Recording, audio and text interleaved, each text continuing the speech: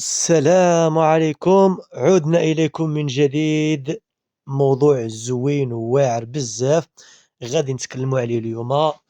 إبراهيم دياز، المغرب أم إسبانيا؟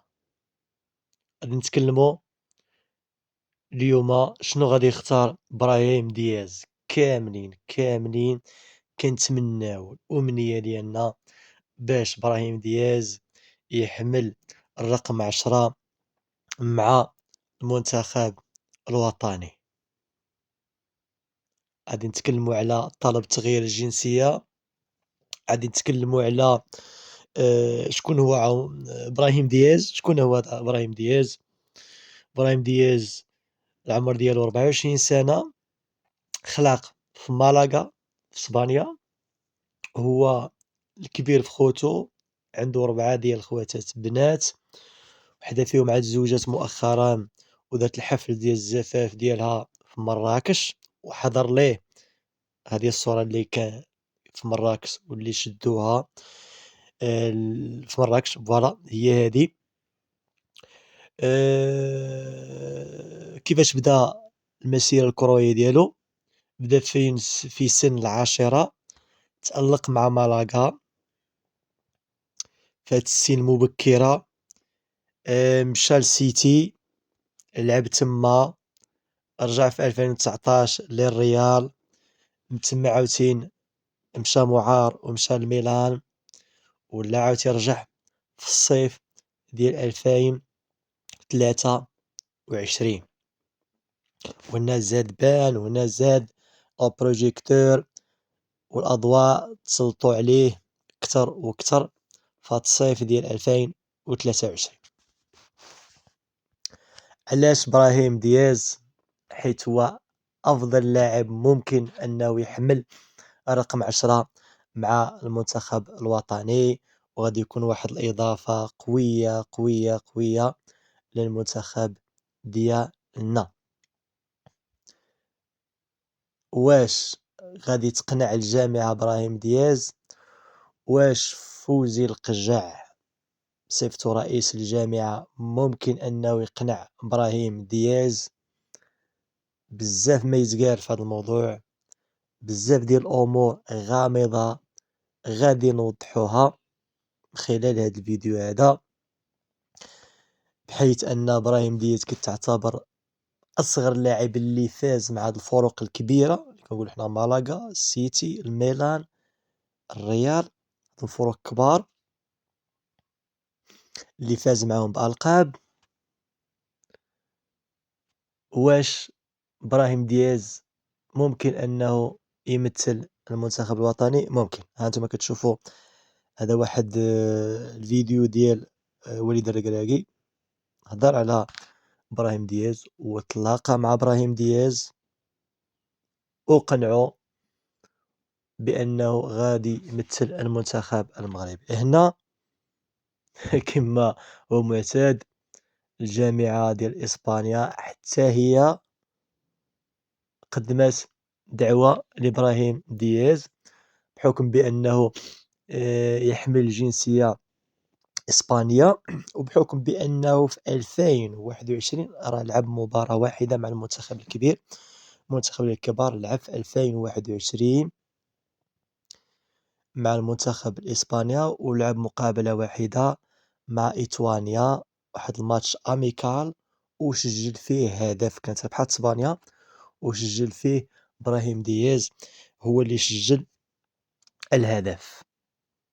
ولكن واخا هكا من الشروط، واخا أنه لعب مباراة واحدة، ممكن أنه يحمل القميص الوطني. واش إبراهيم دياز غادي يوقع ليه كما وقع لمنير الحدادي؟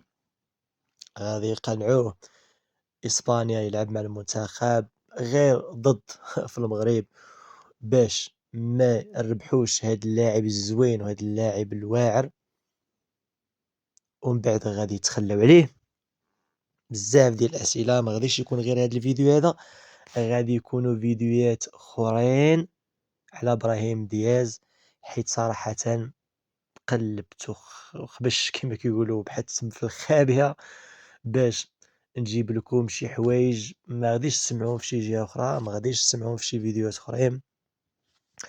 غادي تعرفوا أيضا في هذا الفيديو هذا علاش إبراهيم دياز عليه هاد الضجة الكبيرة في المغرب وفي اسبانيا وفي العالم. راه قلبت انا لقيت بزاف اللي قلت لكم العشرات الا ما نقول المئات ديال المقالات كتكلم على ابراهيم دياز.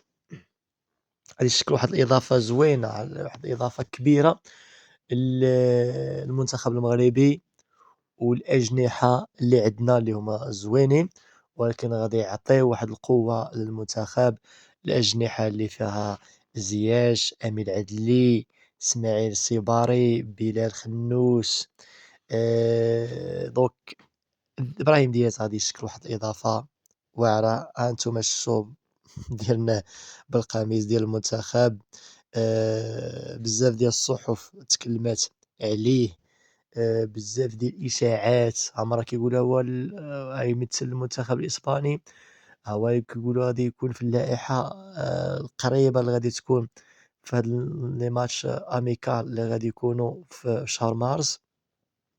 فريمون بجوج المغرب واسبانيا استدعاو ابراهيم دياز للمعسكر ديال اللي غادي يكون في هاد لي ماتش، حيت هاد شهر مارس راه هو الشهر ديال المباراة الودية المنتخبات العالمية.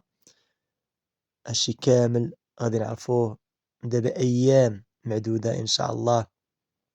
غادي نعرفوا ابراهيم دياز شنو غادي يلعب، واش غادي يلعب مع يختار المغرب ام غادي يختار اسبانيا. ان شاء الله ان شاء الله ان شاء الله ان شاء الله غادي يختار المغرب. انا متاكد بانه غادي يختار المغرب.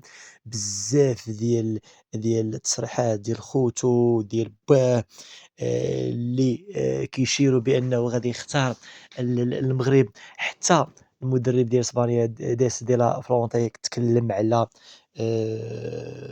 ابراهيم دياز بانه غادي يكون وبحال بحال اي لاعب وغادي. المهم بزاف ديال الامور وبزاف ديال التاويلات. هادشي كامل باش يكون ابراهيم دياز اما في اسبانيا اما في المغرب. شكون غادي يربح؟ عطيونا الراي ديالكم. شنو كتمناو؟ واش كتمناو ابراهيم دياز يكون في المغرب وفي التشكيله الرسميه ويحمل الرقم 10؟ عطيونا الاراء ديالكم في التعليقات. واش كتمناو انه يكون لاعب في الماتش الودي اللي غادي يكون مع موريتانيا؟ كتمناو انه يكون في كوب دافريك اللي غادي يكون في المغرب ان شاء الله 2025؟ دونك هادشي كامل غادي نعرفوه في الفيديوهات الجايين ان شاء الله.